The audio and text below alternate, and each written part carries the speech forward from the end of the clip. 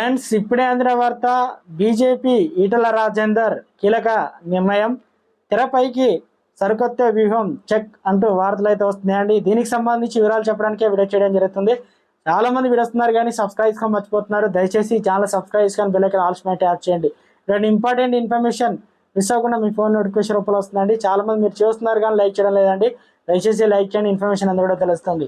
2024 Malkajgiri parliament స్థానం నుంచి గెలిపే లక్ష్యంగా బీజేపీ నేత ఈటల రాజేందర్ ముందుకు సాగుతున్నారు. ఈ క్రమంలో తాను దేశంలోని అతిపెద్ద పార్లమెంట్ స్థానం నుంచి గెలిచి నరేంద్ర మోదీకి గిఫ్ట్ గా ఇవ్వాలని ఈటల చూస్తున్నారు. ఈ క్రమంలోనే త్వరలో జరగబోయే ఎన్నికల గెలుపు లక్ష్యంగా ముందుకు సాగుతున్న ఆయన విజన్ ఫర్ మల్కాజ్గిరి పేరుతో మోదీ గ్యారంటీ ఈటల ష్యూరిటీ నిదానంతో 7 ప్రత్యేకమైన హామీలను ఈటల తన మేనిఫెస్టోలో విడుదల చేశారు.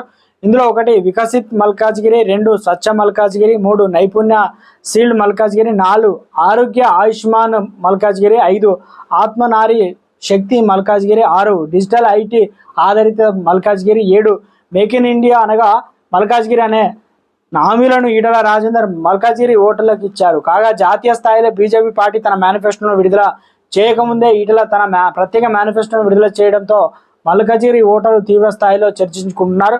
ఇక మోదీ గ్యారంటీ ఈటల ష్యూరిటీ పేరుతో మన మల్కాజ్గిరి కోసం 7 గ్యారంటీలు మేనిఫెస్టోలు కూడా విజన్ ఫర్ మల్కాజ్గిరి అంటూ ఒక ప్రత్యేకమైన మేనిఫెస్టోను అయితే తీసుకురావడం జరిగింది. గత అసెంబ్లీ ఎన్నికల్లో బీఆర్ఎస్ చేతిలో ఓడిపోయిన ఈటల రాజేందర్ ఈసారి మల్కాజ్గిరి నుంచి ఎలాగైనా గెలవాలని ముందుగానే ఎవరికి ఏం కావాలో ఓటర్లకు ముందే తన తగిన మేనిఫెస్టో అనగా బీజేపీ మేనిఫెస్టో రిలీజ్ చేయకముందే తన సొంత మేనిఫెస్టోను రిలీజ్ చేయడం ఓటర్లలో ఒకంత తీవ్ర స్థాయిలో చర్చించుకుంటున్నారు.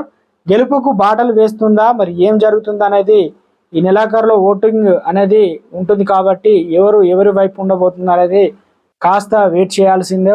మొత్తానికి గట్టి పట్టుదలతోనే ఈసారి గెలిపే లక్ష్యంగా పావులు కదుపుతున్నట్లు రాజకీయ నిపుణులు కూడా అంటున్నారు.